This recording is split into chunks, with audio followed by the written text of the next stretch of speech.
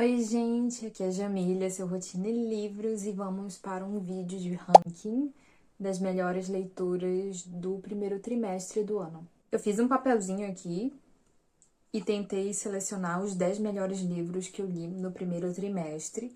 Acho que no total, no primeiro trimestre, eu devo ter lido entre 15 e 20 livros, por aí. Então, desses, eu tentei fazer uma seleção dos 10 melhores e botar em ordem para vocês, de preferência do 10º ao primeiro lugar. Foi até fácil fazer essa lista, porque eu meio que já tinha na minha cabeça, assim, quais foram os melhores livros do trimestre. Era muito fácil para mim decidir qual estava em terceiro, segundo, primeiro.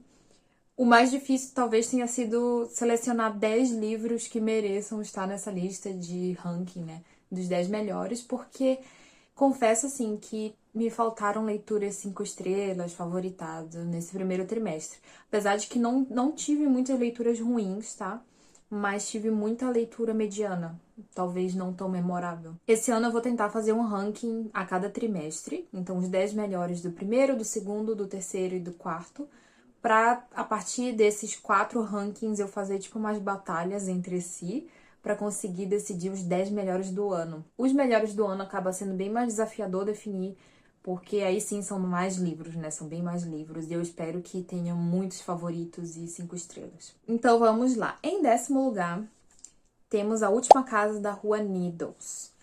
Esse livro é da autora Catriona Ward, alguma coisa assim. Acho que é assim que fala o nome dela. É um livro bem polêmico, tá? E quando eu fiz um... Tem um vlog aqui onde ele aparece. Sempre que tiver algum conteúdo relacionado a esse livro, mesmo que ele apareça só, tipo, rapidamente em um vlog, vou tentar deixar nos vídeos relacionados aqui no card. E foi um livro que, assim, no início eu tava odiando muito, tava, assim, com tédio, tava achando chato, maçante, confuso. E quando eu terminei, eu já fiquei com uma opinião um pouco melhor do livro. Só que o que eu acho engraçado desse livro é que eu não esqueci ele. Mesmo agora, eu li ele lá em janeiro, agora, 4 meses depois, mais ou menos, eu ainda tenho memórias muito frescas desse livro. E ele ainda ocupa a minha mente, sabe? Ele ainda tem um espaço na minha mente.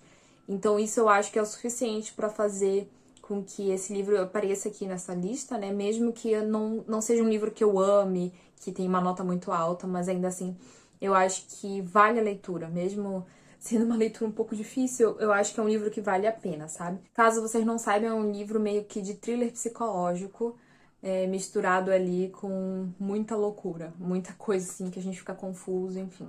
Não vou falar a sinopse de cada livro aqui pra não ficar muito grande o vídeo, tá? Em nono lugar, nós temos Lore Olympus, a edição 3, eu acho que foi que eu li esse ano, da Rachel Smith. Lore Olympus é uma graphic novel, vai contar a história ali baseada na mitologia grega. E eu confesso que apesar de ainda amar muito a arte dessas histórias, eu tô começando a sentir que tá meio lento o avanço da história, sabe? Como se bem porque surgiu como se fosse um webtoon. Um webtoon é quase como se fosse uma fanfic versão visual, né? Graphic novel.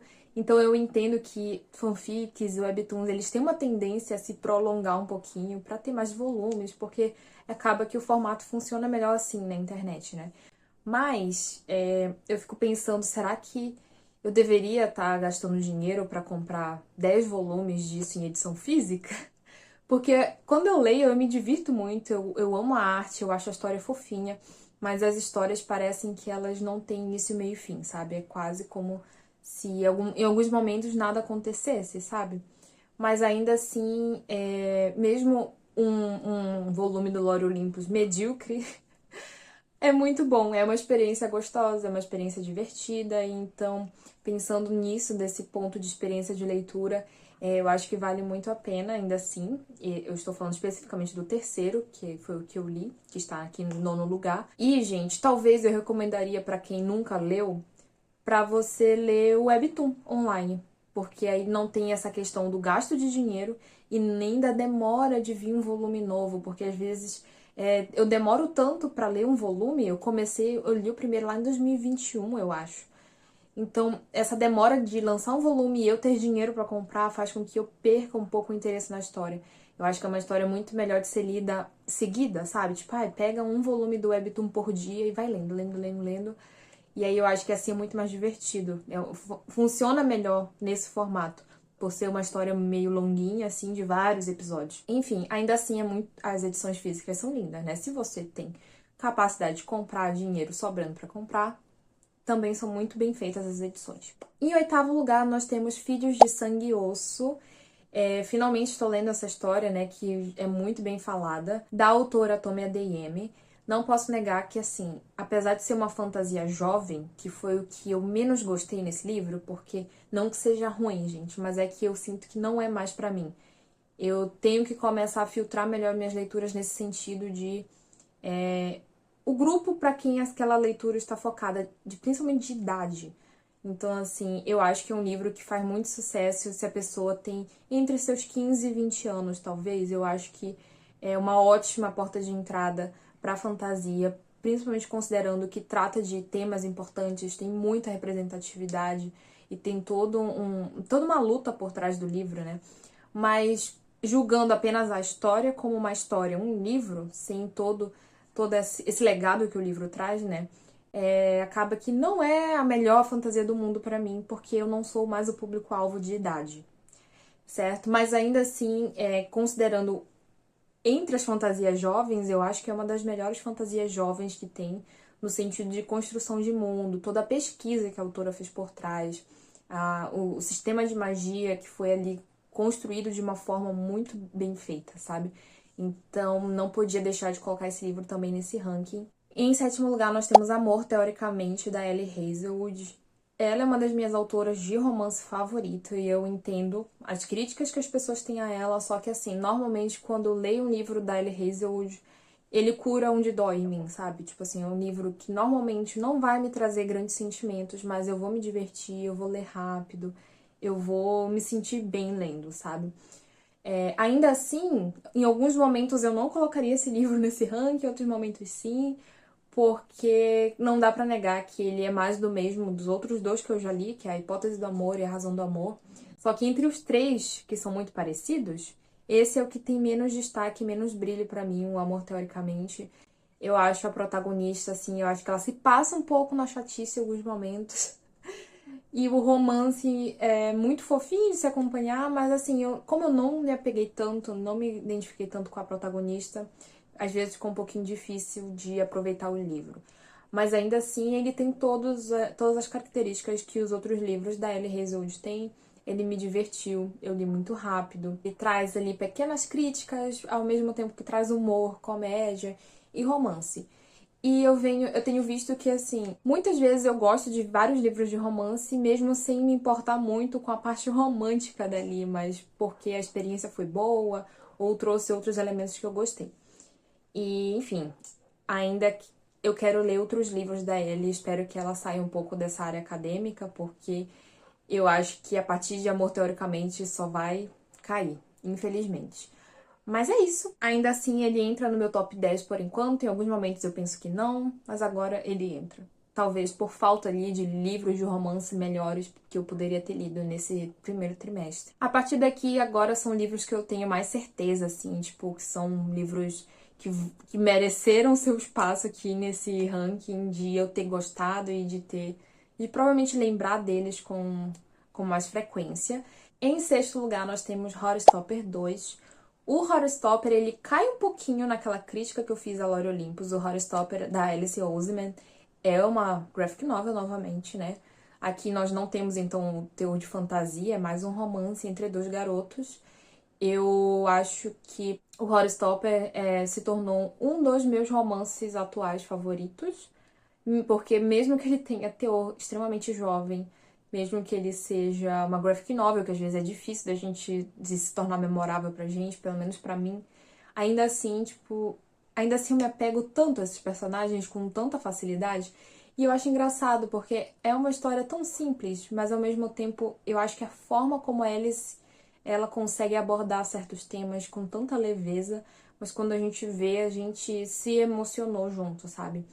E o Horrorstopper, ele cai um pouco naquilo que eu falei pra vocês, do Lore Olympus, de que seria melhor se eu conseguisse ler todos um atrás do outro. Seria muito melhor, porque querendo ou não, É muito fácil da gente ler rápido uma graphic novel, só que quando a gente lê algo rápido, eu sinto que é mais fácil de esquecer também. Só que, diferente do Lore Olympus, eu sinto que o Horrorstopper, ele consegue trazer histórias fechadas nos seus volumes. Então tem início, meio e fim. Mesmo que esses volumes se continuem entre si e formem um arco muito maior, né? Mas eu consigo me sentir bem mais satisfeita. Não sinto que, esse final aqui foi muito abrupto e me deixou, tipo, assim, sabe? E aí, não teve final. Pelo contrário, aqui em Horrorstopper, ele consegue trazer em cada volume o início, meio e fim. Assim, até agora, né? Esse que eu estou falando pra vocês é o segundo. Eu tive essa sensação de satisfação no primeiro e no segundo, e eu quero continuar lendo os próximos. Em quinto lugar, temos A Ascensão da Rainha, da Rebecca Ross. Eu fiquei com muita vontade de ler tudo que ela escreve depois que eu li Divinos Rivais. Fui ler Ascensão da Rainha com as minhas expectativas calibradas, porque Ascensão da Rainha é um livro que ela escreveu antes. Eu acho que foi um dos primeiros livros que ela publicou na carreira dela, ou o primeiro que ela publicou no Brasil, enfim. Eu achei muito legal, porque como eu fui com expectativas médias, medianas, eu me surpreendi muito com a história. Foi uma história muito boa de ler. Eu gostei bastante como, mesmo sendo uma fantasia bem suave, né? Não é aquela fantasia épica, extremamente bem construída. Mas o que ela propõe a trazer, ela cumpre. E ela já traz ali indícios da escrita dela, que vai se tornar ali o Divinos Rivais, que eu acho que por enquanto é a obra de arte dela, né? Eu ainda não li os últimos lançamentos dela. Mas, gente, eu gostei bastante, eu me diverti, eu adorei.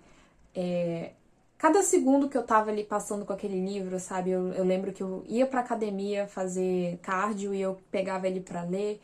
E eu gostei muito de toda a vibe que o livro passa, sabe? E da protagonista, as decisões que ela toma. Então eu acho que, assim, não foi um livro que, claro, mudou a minha vida, se tornou a fantasia da minha vida, mas ele fez tudo, ele cumpriu tudo que ele propôs, ele foi redondinho, e ele até termina, assim, com um final um pouco aberto, mas que, se você quiser, fica só com esse primeiro livro e é perfeito, não precisa ler a continuação, é uma duologia. Isso é uma coisa muito que eu respeito muito quando um autor de fantasia consegue fazer, que é fechar um arco, uma história de forma satisfatória em um livro. Porque hoje em dia, né, os livros de fantasia, em sua maioria, são trilogias, séries e esquemas de pirâmide.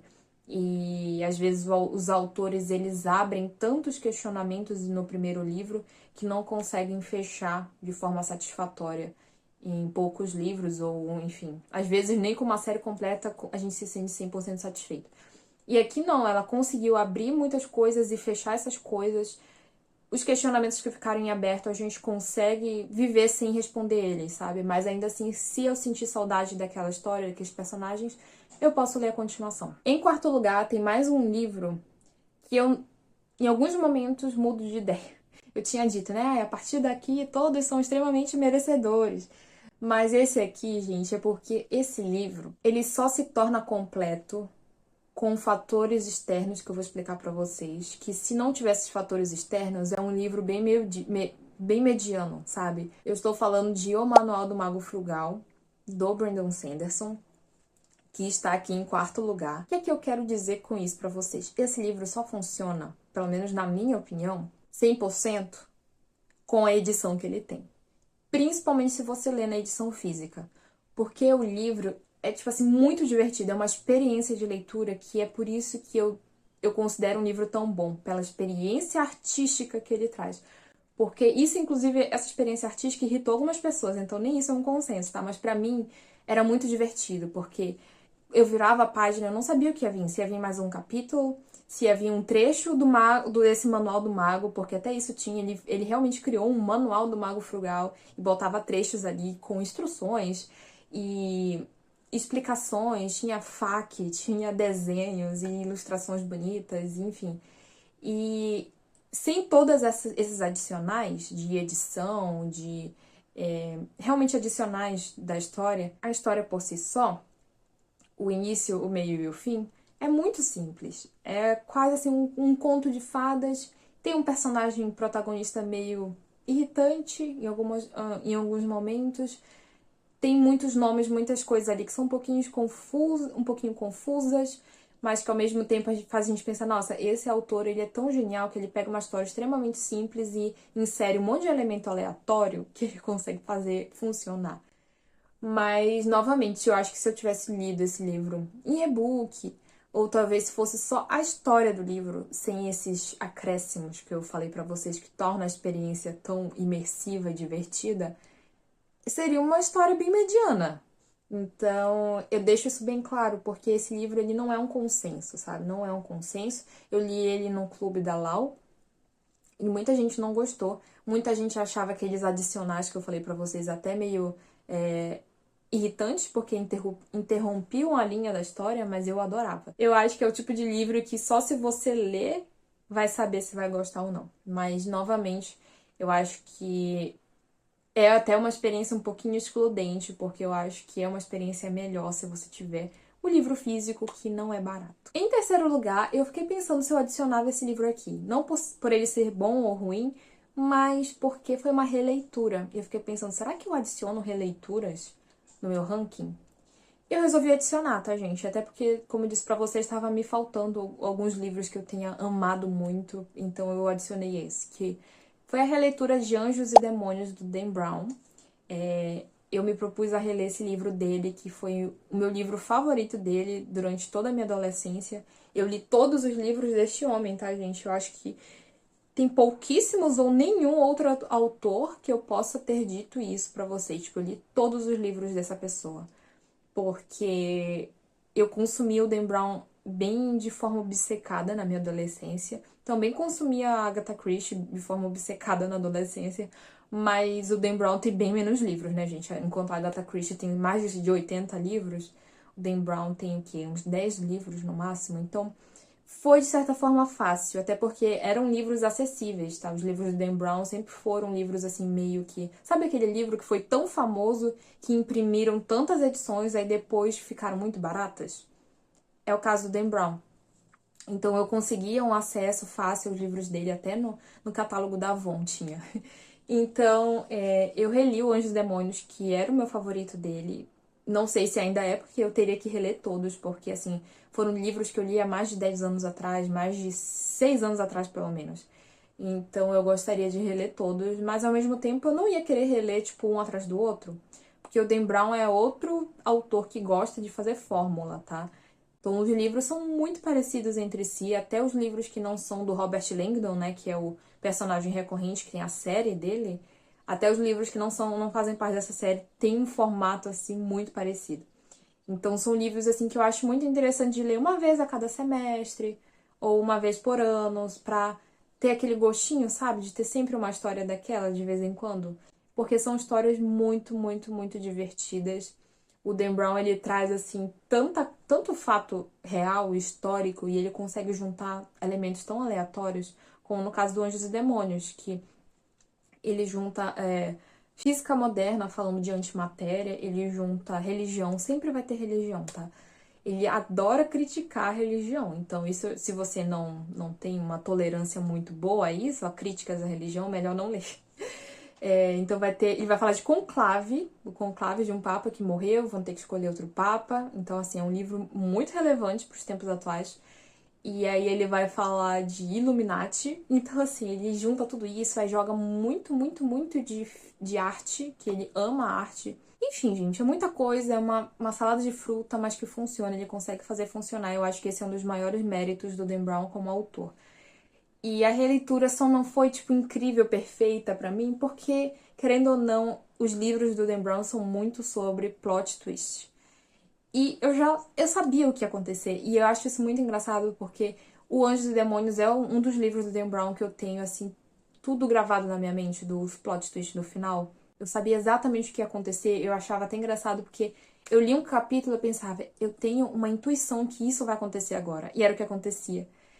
E isso é chocante pra mim, porque eu li esse livro há 10 anos atrás. Eu tinha 15, 14 anos, eu acho, quando eu li esse livro pela primeira vez. Como eu lembro com tantos detalhes, tantas coisas. Mas como faz muito tempo, fica essa lembrança de intuição, sabe? É muito engraçado. Eu não tinha certeza que as coisas iam acontecer, mas a minha intuição dizia, ai, fulano é o culpado de tal coisa. E era. Enfim, gente, é muito divertido. recomendo a leitura, principalmente se você nunca leu nada dele. Mas lembrem desse aviso que eu dei aí em relação à religião, tá? Porque eu já vi algumas pessoas darem notas baixas para livros do Dan Brown, porque ele critica a igreja, principalmente a igreja católica. Ele fala de Jesus, ele fala de Papa, ele fala de todo mundo, tá? E vamos para o segundo lugar. O segundo lugar e o primeiro lugar, antes de eu começar a escrever a lista, eu já sabia quais eram, porque não tiveram outros livros no nível desses dois. Até Anjos e Demônios foi uma leitura muito boa, mas não chegou nesses dois livros, assim, sabe? É Orgulho e Preconceito, da Jane Austen. Outro livro que, quando eu li, eu gostei, mas que só cresceu em mim com o tempo, sabe? Assim que eu li, eu já dei 4,5 estrelas pra ele. Mas depois eu vi o filme e aí eu me apaixonei pelo filme. Eu até digo que talvez o filme seja melhor que o livro, mas assim, eu acho que o filme funciona melhor se você ler o livro e souber todos os detalhes por trás, sabe? E é uma história assim que eu me recordo com muito carinho, então eu acho que vale muito a pena. Com certeza o melhor romance que eu li esse ano, né? Não que tenham muitos outros romances ali pra competir, talvez o que chega mais perto seja o Horrorstopper. Mas vale muito a leitura, principalmente para entender por que falam tanto da Jane Austen. Porque mesmo que você ache Orgulho e Preconceito chato, você vai ver pelo menos um pingo ali de genialidade naquela mulher. As análises psicológicas que ela fazia das pessoas, às vezes ela usava uns estereótipos que parecia tão superficial, e só que ela chegava e falava alguma coisa e pensava, nossa, isso aqui não é tão superficial quanto tá parecendo, é muito mais profundo. Tá fazendo uma análise, assim, da sociedade como um todo, sabe? Enfim, bom demais, eu recomendo a leitura, eu não vejo a hora de ler mais livros dela. Provavelmente eu vou ler em breve o Razão e Sensibilidade, mas é isso. Espero ler todos os livros dela. Em primeiro lugar, o único livro que eu favoritei no primeiro trimestre. Eu ainda fico pensando, será que eu favorito Orgulho e Preconceito? Só que o favorito pra mim não é tanto um indicador de qualidade do livro, é mais um indicador assim de o quanto aquilo tocou meu coração, o quanto aquilo vai ser lembrado ao longo dos anos. E talvez Orgulho e Preconceito eu favorite numa releitura, porque eu acho que o primeiro contato às vezes é um pouquinho desconfortável em alguns momentos, porque é um livro, assim, um pouco extenso em alguns momentos, mas, enfim, falando do primeiro lugar, que é o único livro que eu favoritei no primeiro trimestre, é Toda a Minha Ira, da Sabaa Tahir. Que livro bom, gente, um livro que, assim, eu nunca leria, eu acho que não estava no meu radar, assim, não que eu achasse que fosse ruim, mas não estava no meu radar. Acabei lendo por conta de uma LC com as minhas amigas e eu amei. E eu acho legal porque às vezes eu tenho mais tendência a favoritar livros de LC, porque quando a gente lê em contato com outras pessoas que a gente gosta e a gente vê o ponto de vista dessas pessoas e tem uma experiência compartilhada, eu acho que a gente fica mais propício a favoritar esses livros que a gente favorita uma experiência que a gente teve, sabe? E o Toda a Minha Ira é um livro, assim, extremamente tocante, emocionante. Eu gosto das mensagens que ele traz, eu gosto de como ele fala de coisas horríveis que acontecem com as pessoas, mas ele sempre dá, pelo menos no final, assim, me deu uma sensaçãozinha de esperança, de otimismo, de que as coisas ruins acontecem, mas a gente tem que continuar aqui, a gente tem que continuar vivendo e em algum momento coisas melhores virão, sabe? E, nossa, assim, é um livro que traz algumas revelações que quando a gente vai entendendo tudo o que aconteceu, a profundidade dos personagens, a gente sente que nunca vai esquecer aquelas pessoas, sabe? Quase como se fossem pessoas de verdade que a gente conheceu e a gente deu um abraço e a gente conviveu. Só que são pessoas fictícias e eu acho isso tão surreal. Quando a literatura me faz ter essa sensação, eu acho incrível. Enfim, o melhor livro do primeiro trimestre, com certeza. Julgo dizer que talvez não tenha outro livro que vai bater esse, mas vamos ver, né, o que vem por aí nas próximas leituras. Até agora, nenhum bateu.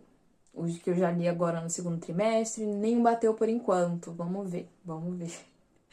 É isso, gente. Me falem aí qual foi o melhor livro do primeiro trimestre de vocês, de janeiro, fevereiro, março. E me recomendem livros, então. Gostaria de ter mais leituras 5 estrelas favoritadas esse ano, porque tá difícil. Não sei se o problema sou eu. É isso. Tchau.